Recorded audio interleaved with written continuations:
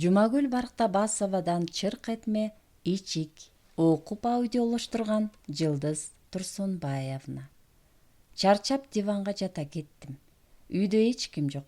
Күн жылуу болсо да негедир ичиркенип туруп барып төшөк алгандан эринем. Ар нерсени ойлоп жата бердим. Капыстан балачак эске түштү. Бир жолу ушинтип жаткам. Атам келип өзүнчө кобуранып үстүмө кара ичигин жаап коюп аркы бөлмөгө чыгып кетти.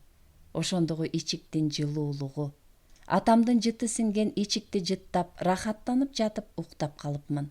Кийин ошол ичикти эстедим. Ичиркенген сайын эстейм. Эмнегедир бала кездеги ушул адатымды таштаган жокмун. Ушинтип жата берип, анан эс алып калгандай туруп кетем.